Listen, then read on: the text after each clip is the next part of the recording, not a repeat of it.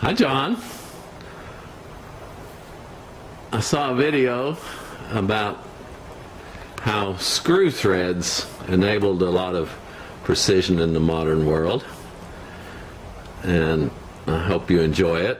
But then I thought I'd show you how I'm actually using some of that technology today. So this is my radial arm saw, and I made a new table according to Mr. Sawdust's instructions.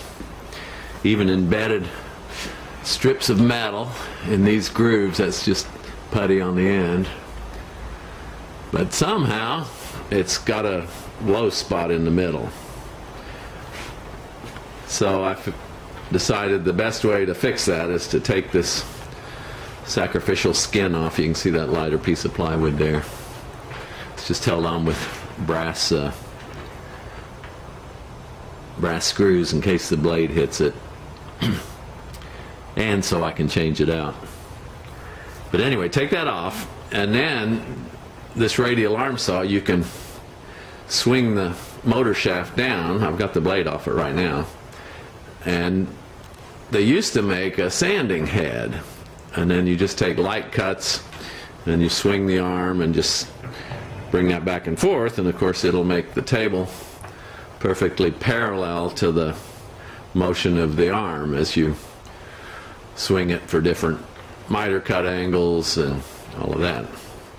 Well, so the blade doesn't come loose. They have a left-handed thread, and since probably a mistake, I didn't just try and buy a used one of these sanding disc attachments on eBay.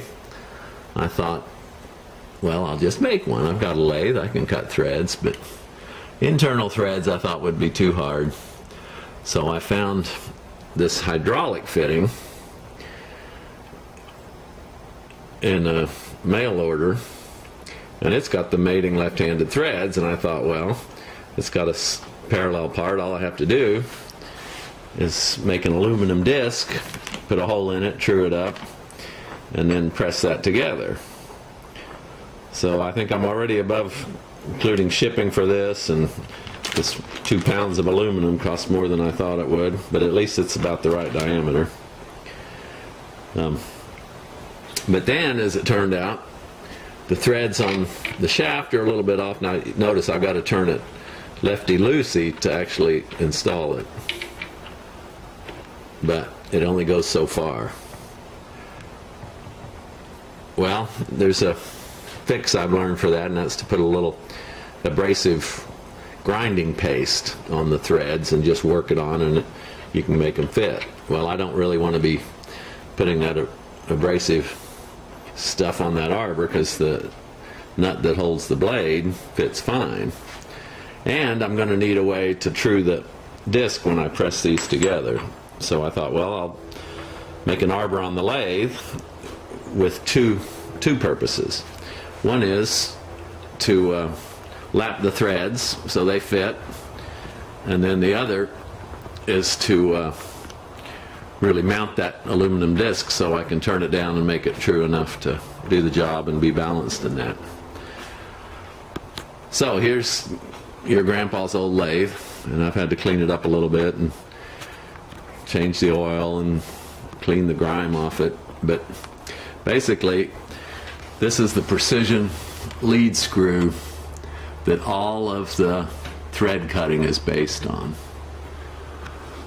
And then there's some gears in this gearbox, and then you got change gears on the back so you can get any sort of relationship between the rotation of your part and the distance traveled, which cuts a thread, and then you can reverse direction easily and do right and left-handed threads.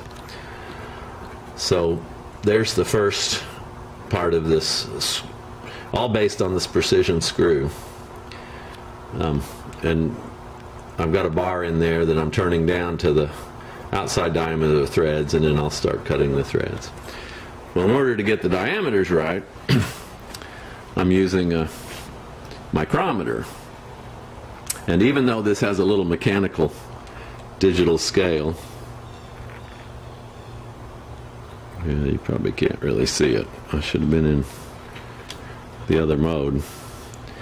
What you're really looking at is the engraved scale. So you can get a vernier as well, and you can read down to 1/10 of 1,000th of an inch, which is, you know, more accuracy than I need. But anyway, this was just a cheap micrometer that I leave out in the barn. I have my own, but they don't have that little mechanical digital thing. Anyway, I thought you might be interested in this.